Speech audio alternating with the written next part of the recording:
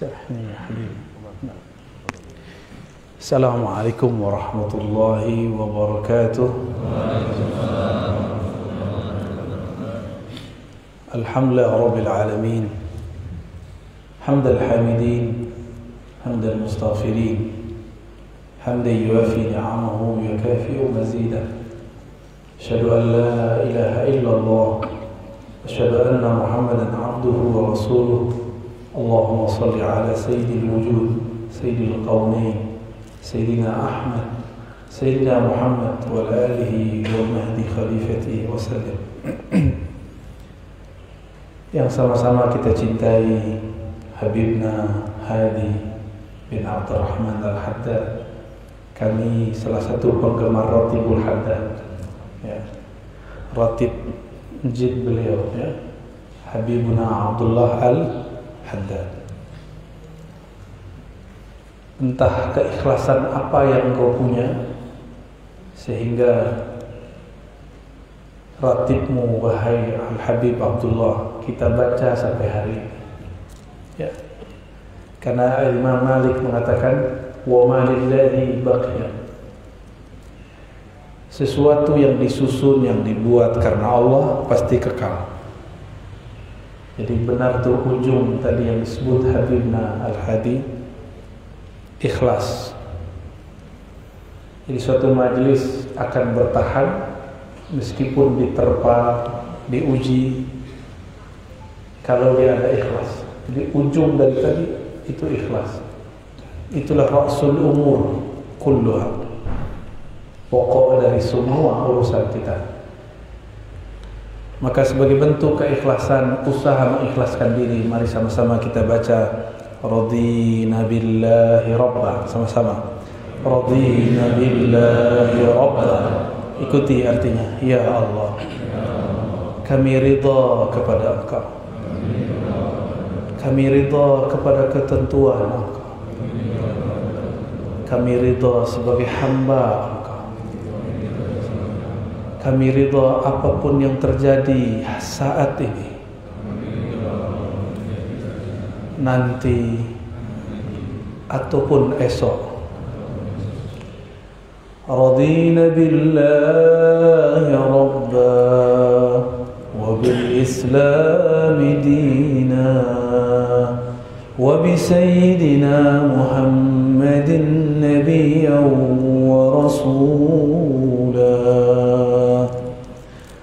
Sama-sama. Radina billahi rabba wa bil islami dina wa bi sayyidina Muhammadin nabiyyan wa rasula. Tidak disebut ridha jika dia percaya kepada Allah tapi tidak terima takdirnya sekarang.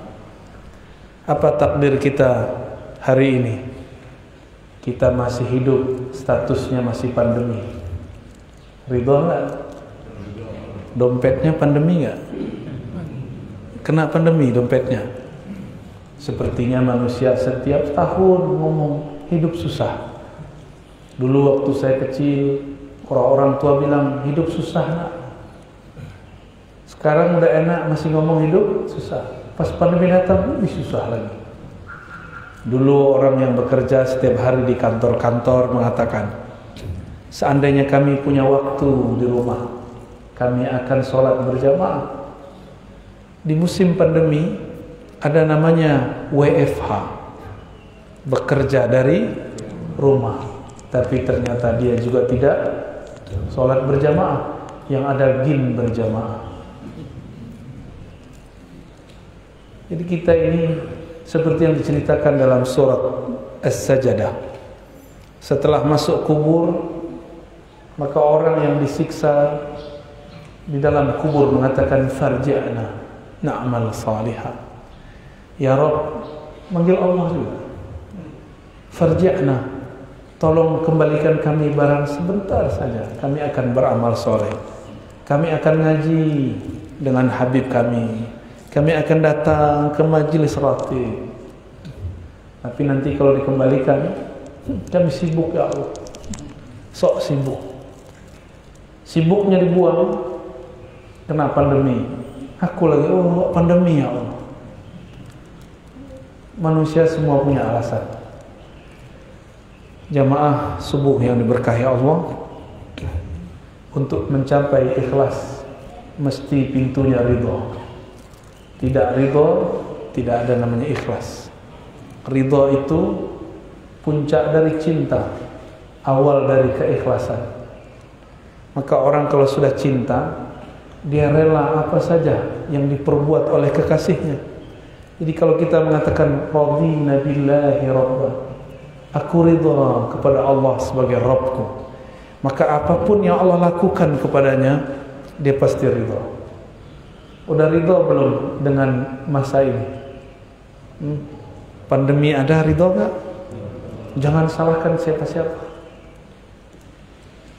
Jangan salahkan, oh ini konspirasi. Betul, mau ini konspirasi, apalagi konspirasi. Katanya orang Bugis gak bisa baca Z ya, Ustadz Ar-Rosi. Saya jadi pembalap ini. Tak apa-apa lah, pembalap akhirat insyaallah ya. Kalau betul ridho kepada Allah, terima apapun yang ada, terima apapun yang terjadi. Orang tidak ridho, kalau dia terjadi sesuatu dia marah. Ini ciri-ciri tidak ridho. Tadi saya baca di situ ada tulisan, la taghdab falakal jannah. Jangan kamu marah, kamu dapat surga. Untuk bisa tidak marah-marah, babnya cuma satu, ridho. Orang ridho karena sudah cinta.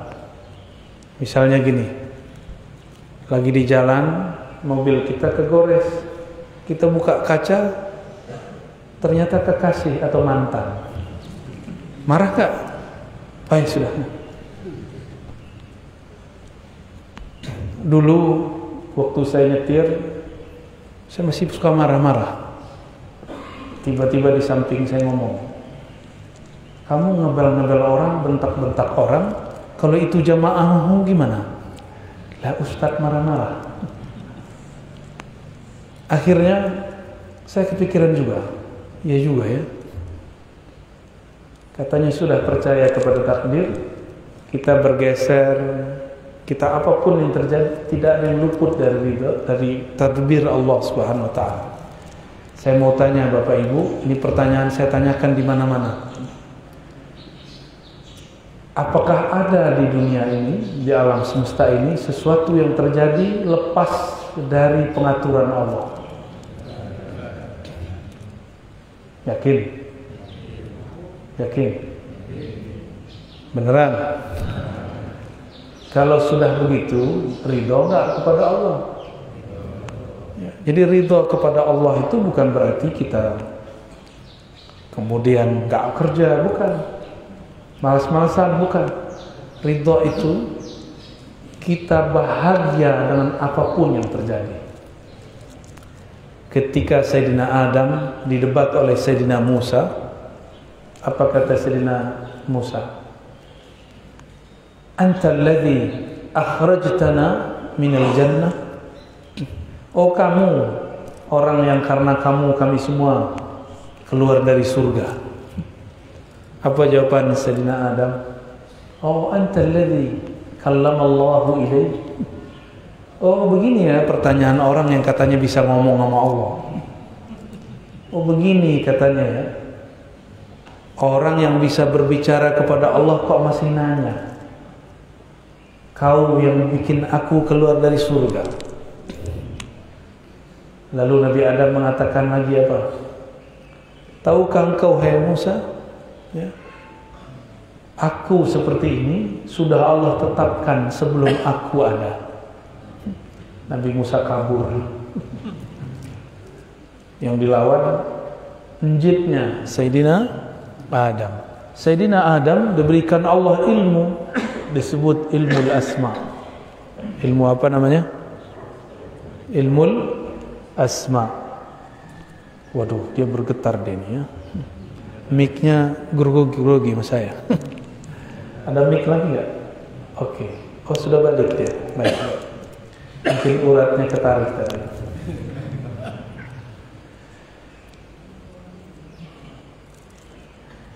Nabiuna Adam alaihissalam itu pendatang baru di surga. Beliau dimasukkan ke dalam surga pada hari ini, hari Jumat. Dan beliau dikeluarkan dari surga pada hari ini, hari Jumat. Dan nanti kiamatnya Bani Adam itu terjadi pada hari ini, hari Jumat. Tapi tidak usah khawatir. Kalau Habib kita masih mimpin Ratibul Haddad, aman insyaallah. Ya. Kenapa? Karena Nabi bersabda, la taqumus sa'ah, tidak terjadi kiamat hatta la yuqalu fil ardi Allah Allah.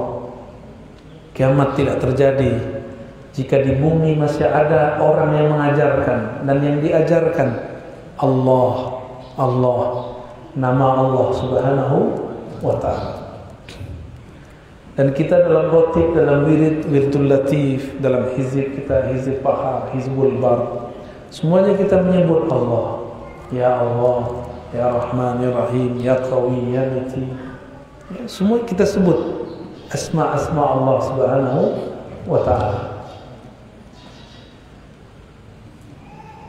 Setiap malaikat yang memikul bumi, memikul langit, memikul aras, semuanya punya zikir.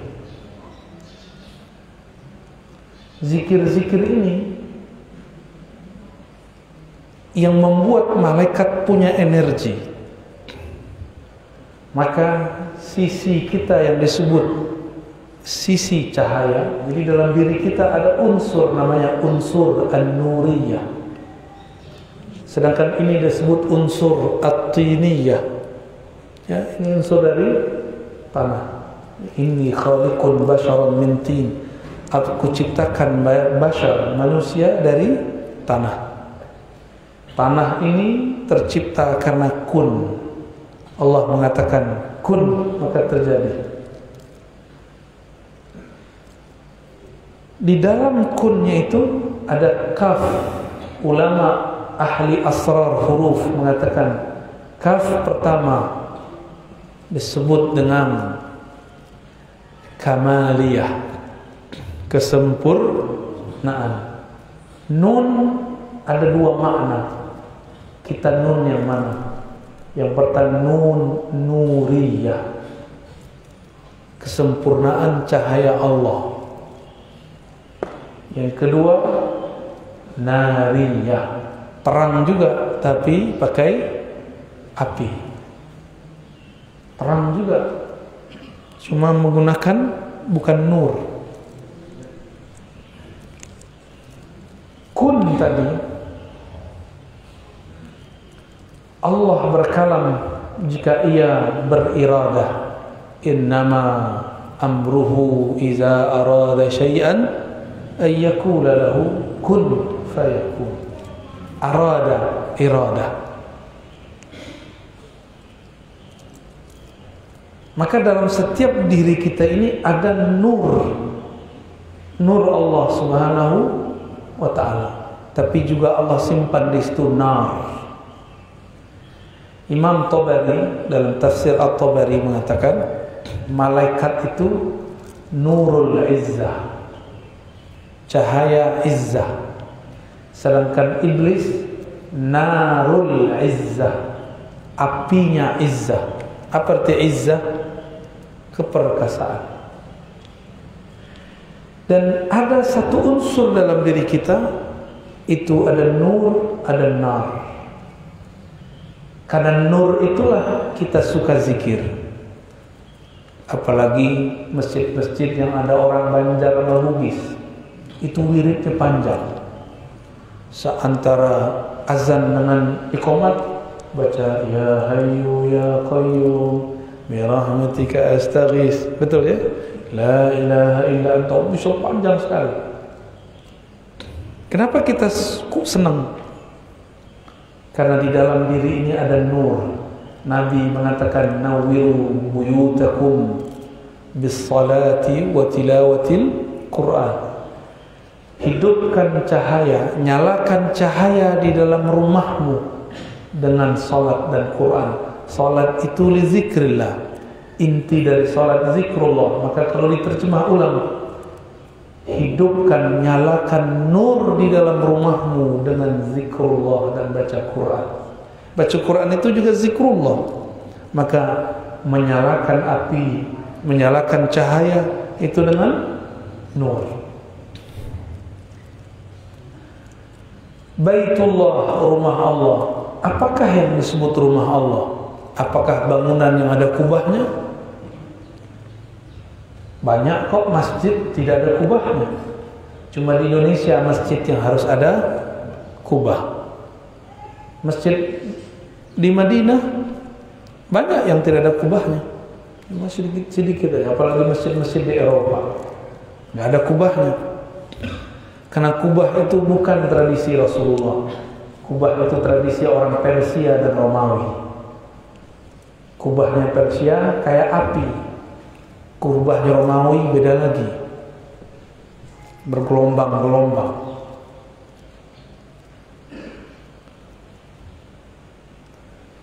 Jadi kalau yang disebut rumah Allah itu yang ada kubah, sudah pernah melihat rumah ibadah agama Sikh? Tahu agama Sikh? Orang India pakai serban, tapi serbannya beda sama serban Habib. Serban Habib itu beda itu ya, bersanad itu. Itu juga pakai kubah, tapi bukan masjid. Jadi jangan tertipu oleh kubah. Kadang ada masjid tanpa berkubah. Lalu inti masjid apa? Rufi'a fihi ismullah. Masjid itu adalah tempat yang nama Allah diangkat, disenandungkan di sana. Lalu masjid, seandainya masjid runtuh, kalau masih ada imam masjid, masih ada muazzin di masjid, masjid masih bisa bangun. Berarti inti masjid siapa? Ada imamnya, ada muazzinnya, ada makmumnya. Inti dari orang yang jadi imam, jadi muazzin, jadi makmum bukan jumlah jamaahnya, tapi kalimah-kalimah yang mereka katakan, kalimah-kalimah yang mereka lafazkan. Oleh karena itu ulama kita buat kesimpulan, qalbul mu'min baitullah. Sebenarnya masjid hakiki bukanlah bangunan yang megah, tapi masjid hakiki adalah qalbu yang di dalamnya ada nama Allah. Sudahkah qalbu ini jadi masjid? Atau sekarang masjid itu kalau di luar jam sholat dikunci, benar? Jangan-jangan qalbu kita selain jam sholat juga dikunci. Jadi masjid cuma pas sholat 5 waktu. Benar ya? Malam-malam dikunci. Khawatir tarmiknya hilang. Akhirnya banyaklah orang-orang yang gelandangan. Tapi Indonesia gelandangannya termasuk sedikit.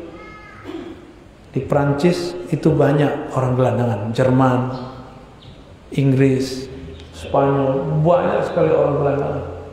Dan sayangnya yang gelandangan itu separuhnya umat Islam. Karena masjid tidak boleh diisi, gereja juga ditutup.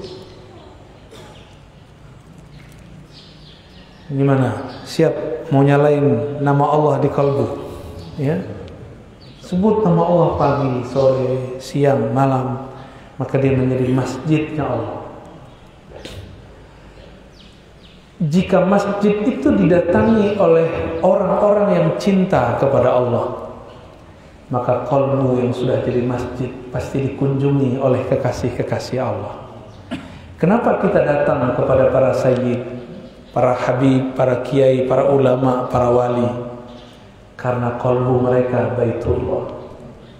jika kita datang kepada mereka, walaupun rumahnya bukan masjid, tapi suasananya melebihi masjid.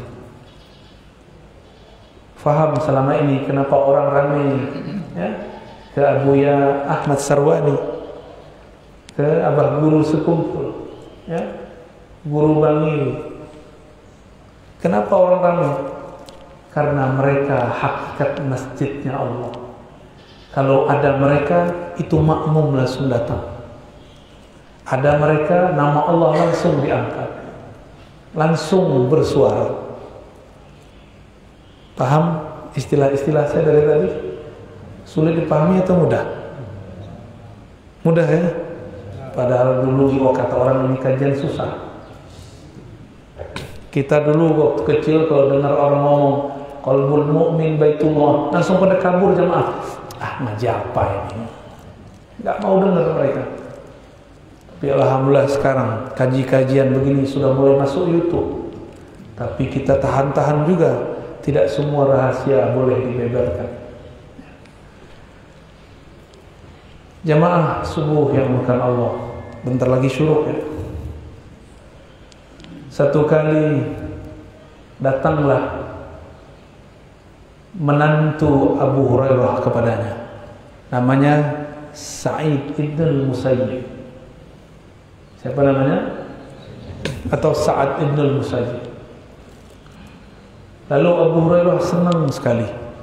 Abu Hurairah mengatakan, waditu, aku suka sekali, aku berharap kita berkumpul di kamar-kamar surga,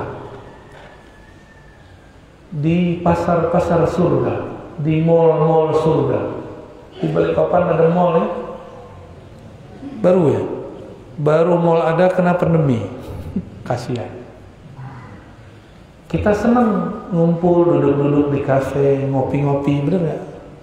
Sama aja, mau ustad gak ustad, habib gak habib, senang ngumpul-ngumpul, cuma beda tempat aja. Suka minum-minuman bareng, tapi beda tempat. Ada yang sama juga tempatnya. Lalu Sa'ad ibn Musayyib bertanya, boleh disebut Sa'ad ibn Musayyib atau Musayyib. Ya Abu Hurairah, apakah memang ada pasar di surga? Emang ada mall di surga? Itu tanyaannya. Mau tahu nggak? Ada mall nggak di surga? Ibu-ibu kalau ada mall di surga mau belanja nggak? Di sono belanja nggak perlu pakai dolar, nggak perlu pakai rupiah. Jadi kalau kita belanja di sana, itu tinggal pilih. Datang ke mall surga, tinggal pilih mau baju yang mana. Tapi di situ nanti ada poinnya. Kalau kita mengambil yang selalu bagus, poinnya ngomong, poin Anda belum cukup. Bisa begitu. Lalu Sayyidina Abu Hurairah mengatakan, betul. Inna fil jannati la suqan. Sungguh di surga itu ada mall-mall, pasar-pasar. Di pasar itu orang keluar pada hari Jumat. Keluarnya hari Jumat. Dalam beberapa riwayat yang sahih disebutkan, jika ada seseorang keluar dari rumahnya pergi ke pasar surga, mall surga, di tengah jalan dia kena angin. Angin itu ada debunya jadi bedak. Mukanya langsung kinclong tanpa perlu ke salon, tanpa perlu pakai SK2 bu, nggak perlu pakai pemutih pembersih. Sampai di dalam pasar surga, dia pilih mana dia mau tanpa perlu membayar. Pulang, ratu-ratu bidadari ini kaget, emang kamu suamiku? Kenapa? Jerawatnya udah nggak ada, mukanya tambah cakep. Maka di surga tidak ada namanya tua, yang ada tambah muda, tambah jadi pangeran, jadi sultan, jadi raja. Lalu kata Sayyidina Abu Hurairah, pada hari Jumat itu orang-orang di surga berkumpul di suatu tempat yang mana Allah akan menampakkan nurnya. Dibukakan hijab tirai yang hanya dibukakan sekali 500 tahun. Hanya dibukakan pagi dan sore. Dari pagi sampai sore di surga sama dengan 500 tahun di dunia. Ada yang umurnya dari 500. Bapak umurnya berapa, Pak? 57, masih muda, Pak ya. Tapi saya lebih muda lagi, Pak.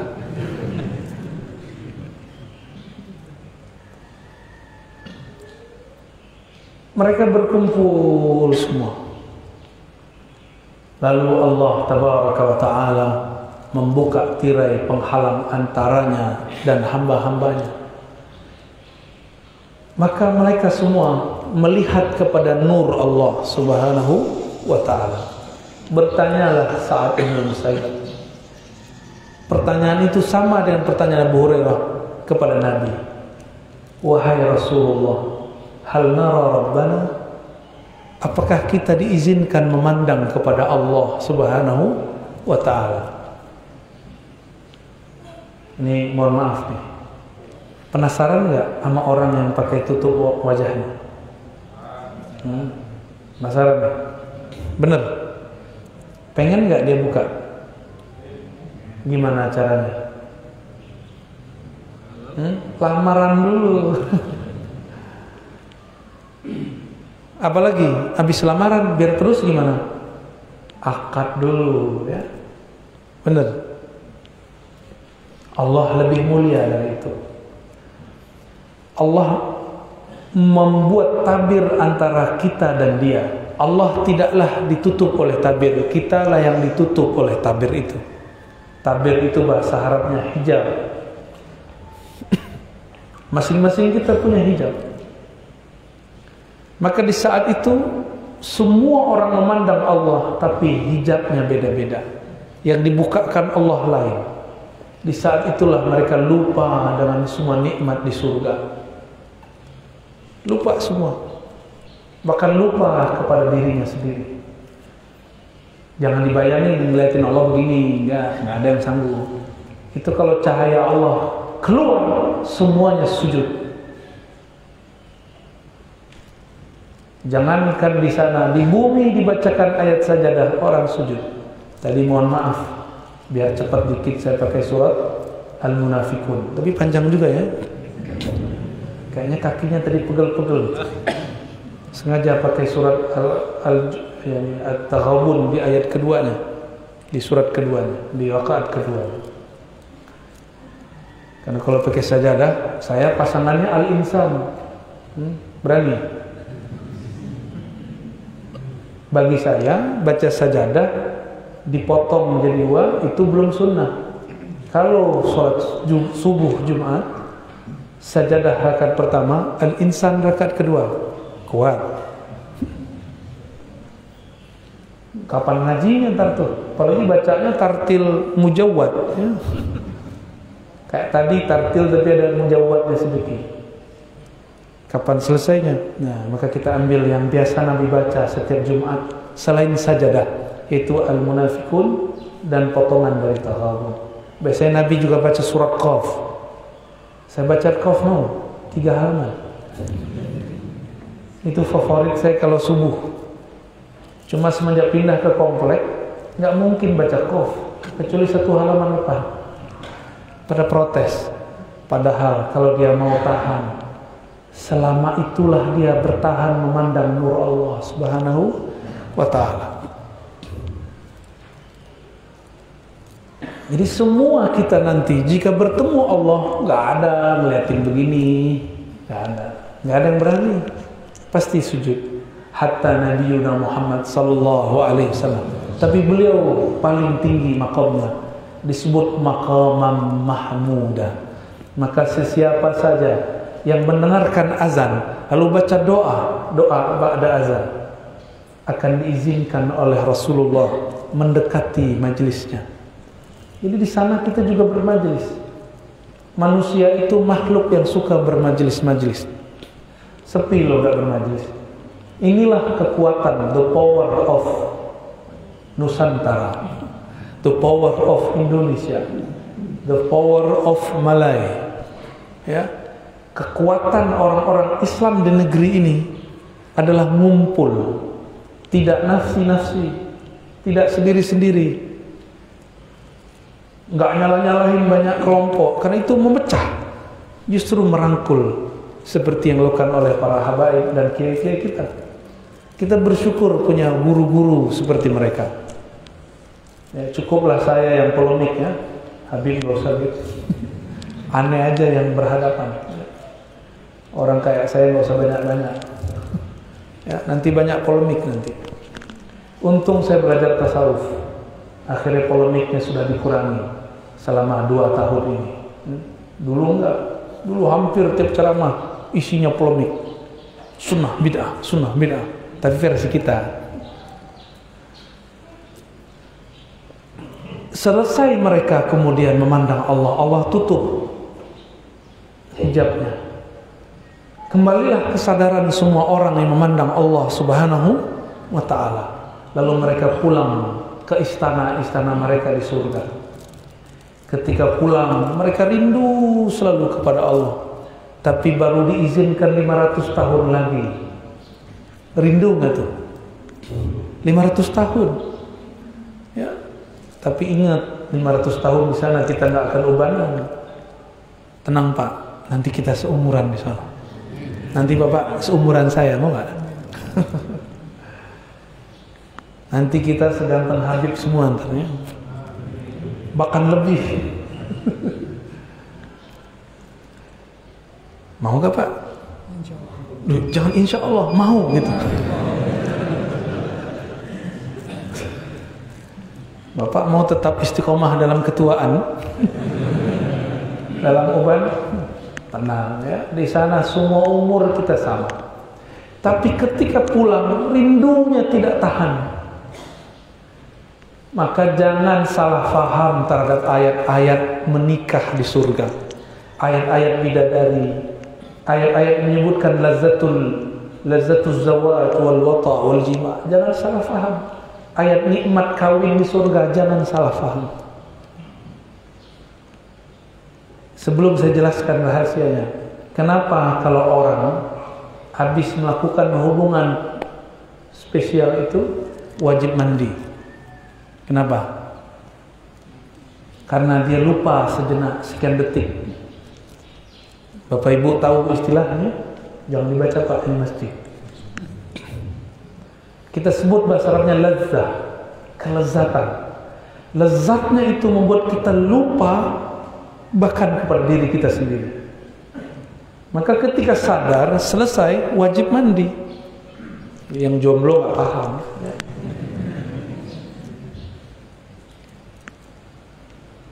Ketika kita di sana, selesai memandang Allah, lupa semua nikmatnya tiada tara.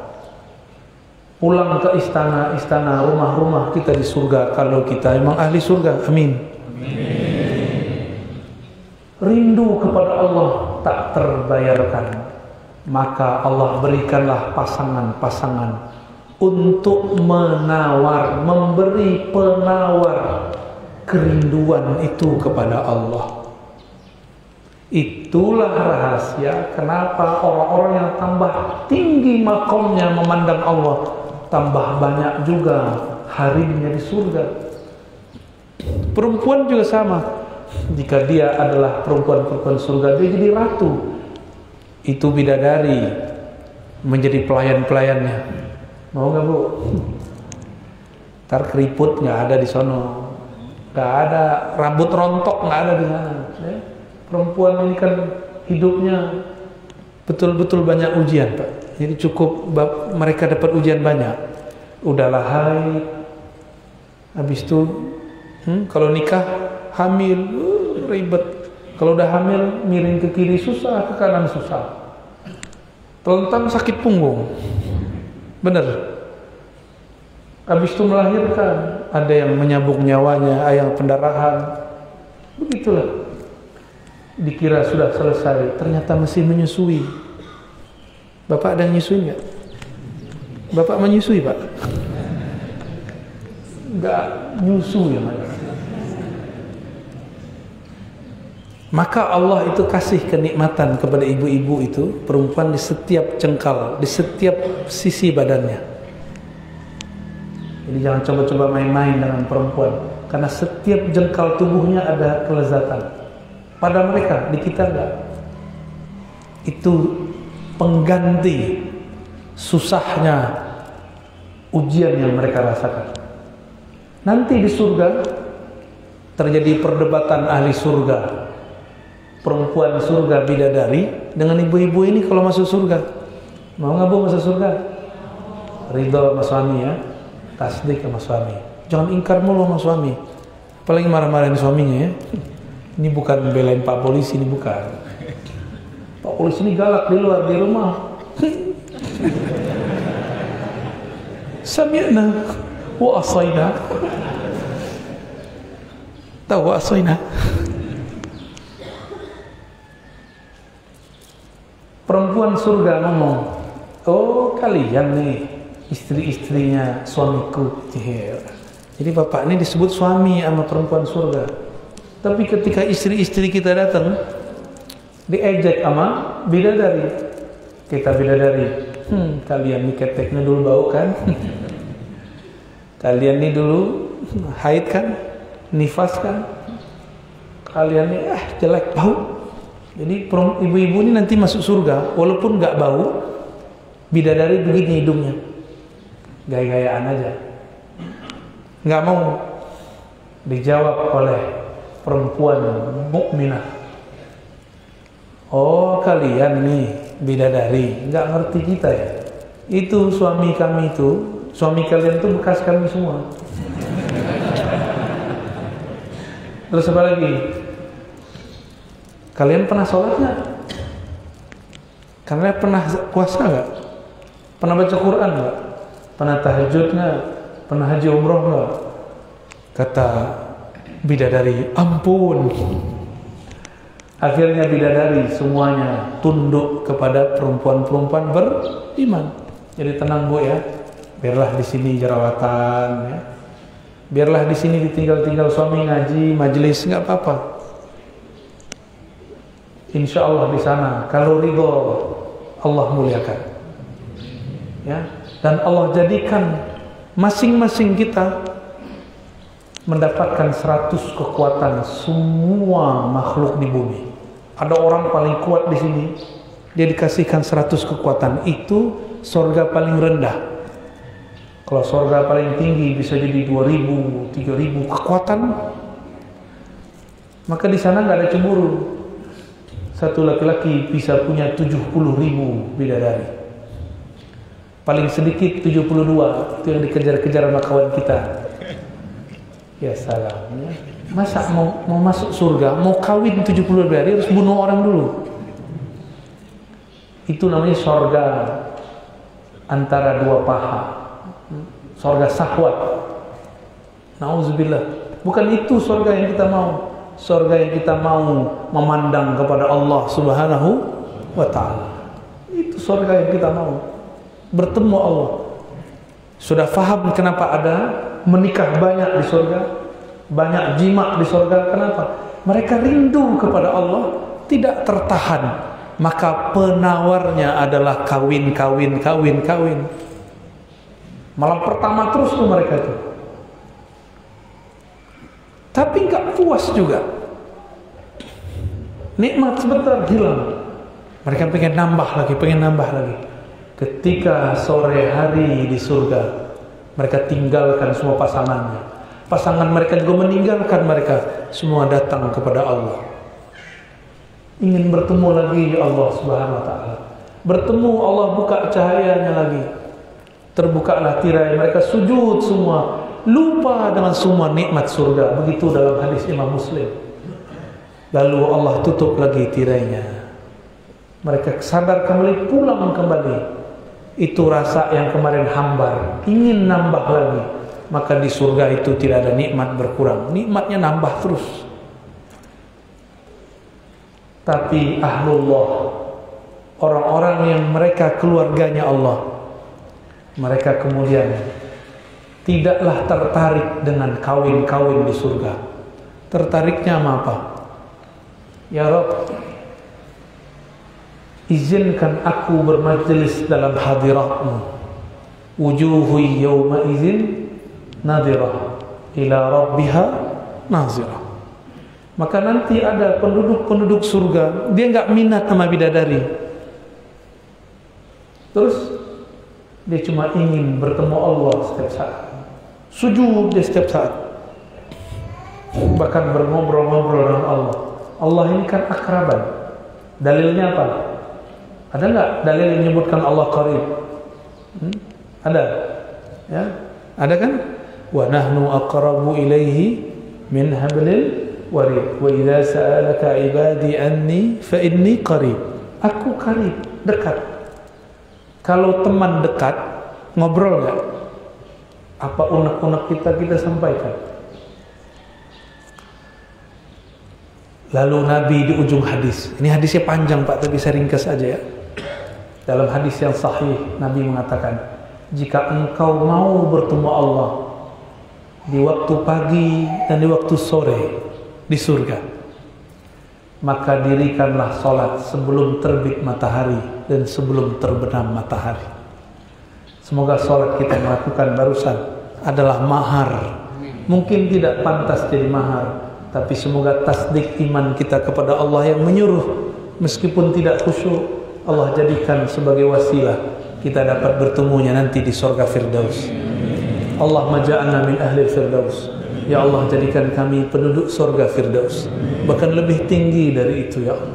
Ya Allah, izinkan kami yang hadir pagi ini orang-orang yang memandang kepada nur jamaliyahmu, keindahanmu, jalaliyahmu, keperkasaanmu. Ya Rabb, siapapun yang tasdik kepada nabimu, yang percaya kepada semua kekasih-kekasihmu, izinkan kami mendapatkan syafaat Nabi Muhammad sallallahu alaihi wasallam. Ya Allah, tuliskan nama kami pada diwan, pada sijil yang tertulis di situ daftar orang-orang yang dapat syafaat Nabi-Mu. Bahkan angkat nama Nabi, nama-nama kami ya Allah, menjadi nama-nama orang yang diizinkan bermajlis di majlis-majlisnya Allah. Dahadiratullah. Amin rabbal alamin. Allahumma najjina minan nar. Ya Allah, dengan kerahmatanmu, dengan kasih sayangmu, bebaskan nama kami, hapuslah nama-nama kami dari neraka. Allahumma jirna minan nar. Allahumma jirna wa ahlana wa zuriyatana minan nar. Allahumma jirna wa masyayikhana wa abanana wa ummahatina minan nar. Allahumma jirna wa jiranana minan nar. Allahumma jirna wa man hadara ma'ana fi hadha sabah minan nar. Ya Allah, berkahi kami yang hadir, berkahi guru-guru kami, berkahi semua yang hadir. Walhamdulillahi rabbil alamin. Al-Fatihah.